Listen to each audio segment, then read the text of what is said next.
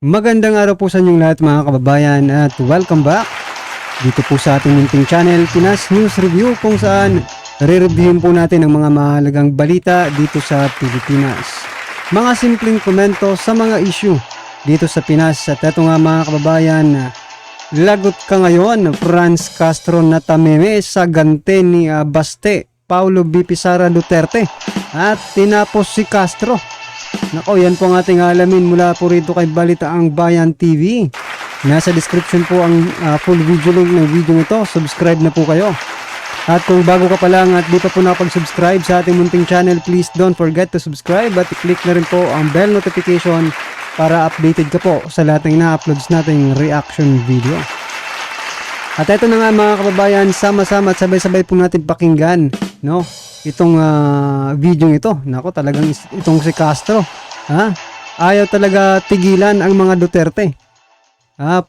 Palagi pong mayroong masasabi itong si Franz Castro, no?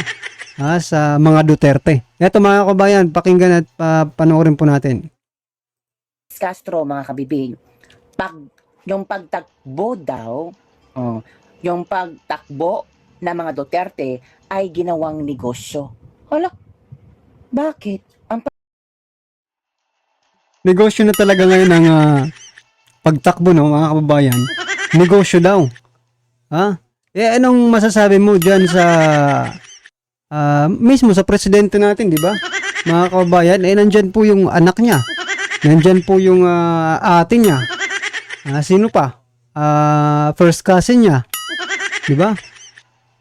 Siguro ko yung pinangalanan ni Sir Jason sa 13 ata yun eh. Yung sa pamilya nila, 13 o 16. Basta mga kababayan, kung napanood niyo po si Sir Jason sa, yan, ibinulgar niya kung 'di ba sinabi kasi ni Katunying na parang ang dami ng Duterte, ang dami lang tatakbo tapos parang overkill na daw. Yan, ninabasan po ng ebidensya ni Sir Jason sa itong si Katunying.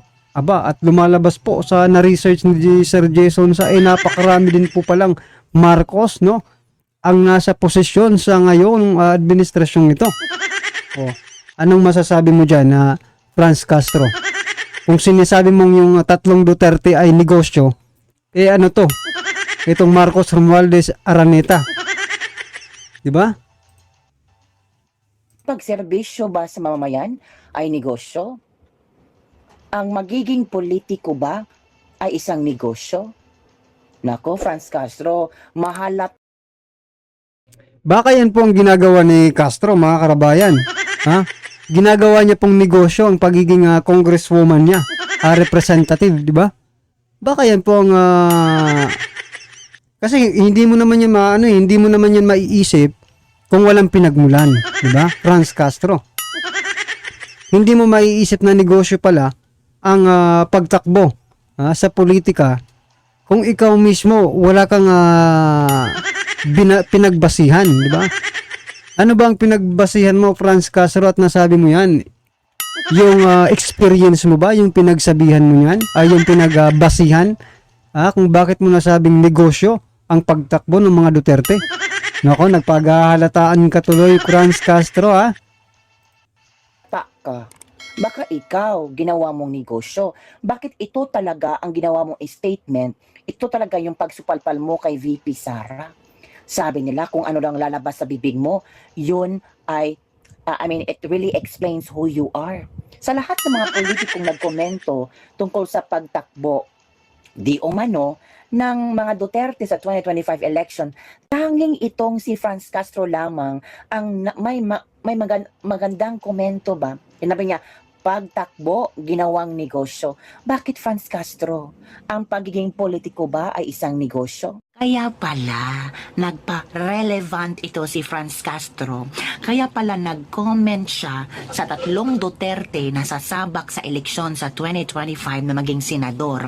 Nag-comment siya na sabi pa niya ginawang negosyo daw ang pagtakbo bilang senador sa 2025.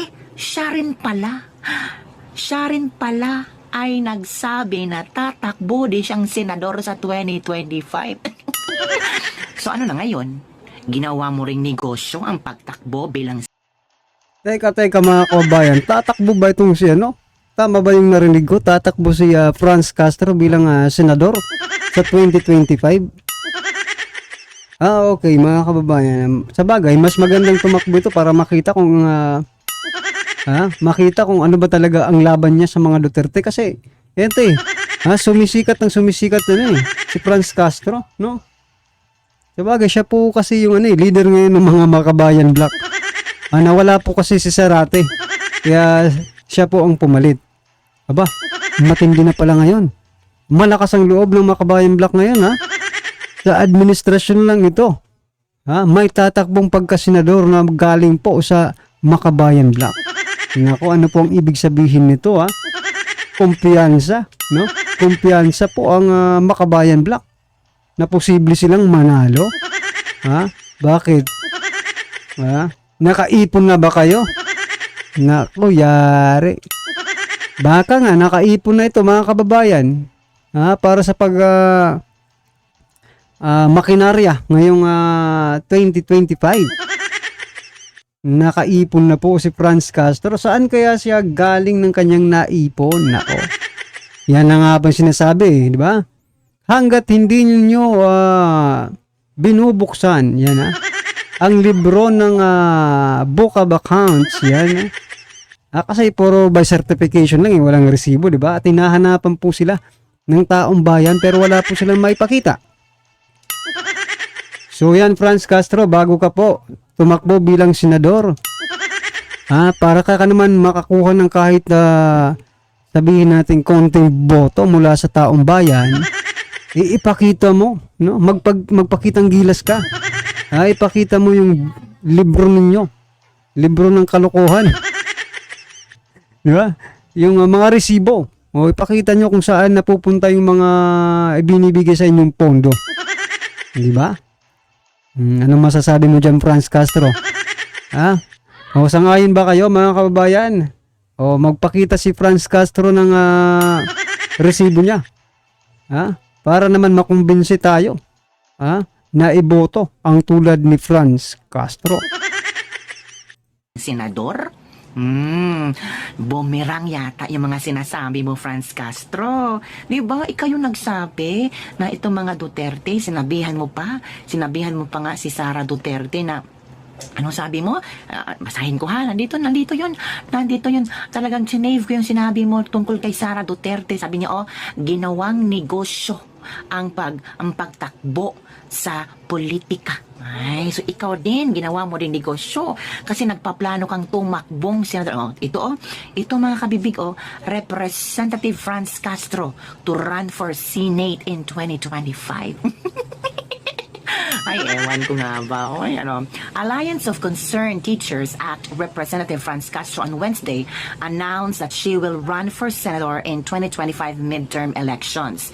In her speech during the 42nd anniversary of ACT, she said that her decision was a response to an open letter she received from teachers, urging her to take the battle for education reforms to the Senate. Meron palang mga grupo.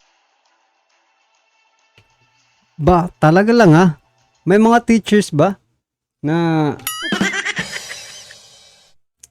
ginagamit na naman ni Franz Castro yung mga teachers. Sa bagay, siya pong representative ng mga teachers. Pero, mga kababayan, hindi ko alam kung kilala ba ng mga teachers si Franz Castro Diba? Lahat ng teachers ba kung nakakilala kay Franz Castro? O ino-urge ba? Talaga lang sana ikaw lang maging DepEd Secretary, huwag ka nang tumakbong bilang senador kung talagang concern ka sa mga teachers, di ba? Magpasa ka ng application letter. Nag-a-apply ba para dyan? Di ba, ina-appoint yan? Sa bagay, pwede ka rin mag-apply kay PBBM, di ba? Gamitin mo si Tamba. Para makalapit ka kay PBBM or kay First Lady, di ba? Gamitin mo, Franz Castro, kung talagang may malasakit ka sa mga teachers, di ba? Ito nga lang sa tagal-tagal mong pagiging representative ng mga teachers dyan sa Kongreso, di ba? Hindi mo nga naisip yung naisip ni BP Sara in 2 years Diba? Sa dami ng ginawa ni BP Sara, hindi mo yun naisip. Ilang term ka na? Nakailang term ka na, Franz Castro, dyan sa Kongreso. Diba? Hindi mo naisip yun. Yung mga ginawa ni BP Sara, diba? Kaya talagang supalpal ka eh. Masusupalpal at masusupalpal ka ng taong bayan. Maging ng mga maging yung mga nire-represent mo, di ba, ng mga teachers. O, isipin mo, si BP Sara lang ang nagpatupad na mag-ano, di ba, may administrative, ano na, hindi na magtatrabaho yung mga teachers ng administrative task, di ba? Kasi meron nang gagawa nun. Si BP Sara lang ang nakaisip niyan. Pero ikaw napakatagal mo na dyan sa ano, gagamitin mo yung mga teachers. Nako ka talaga, Franz Castro, ha? O, si BP Sara lang din ang nakapag isip na dapat magpahinga rin ang mga teachers. O, isang buwan yan. Isang buwan ba yun, mga kababayan? Na hindi pwedeng istorbohin ang pagbabakasyon ng mga teachers. Naisip mo ba yun, Franz Castro? Gumawa ka ba ng batas patungkol dyan? Hindi. Bakit yun sasabihin mo parang concern pa yung mga teachers sa'yo? Parang sinasabi mo na mas pinagkakatiwalaan ka pa ng mga teachers kaysa kay BP Sara. Diba? Supalpal eh. Nakakainis, mga kababayan. Kasi ginagamit niya po yung mga teachers. No? Kasi alam naman po natin, mga karibin natin, ha? Maybe not, ha? Not all. Pero sa bawat isang pamilya, no? Or angkan, sabihin natin angkan, may teachers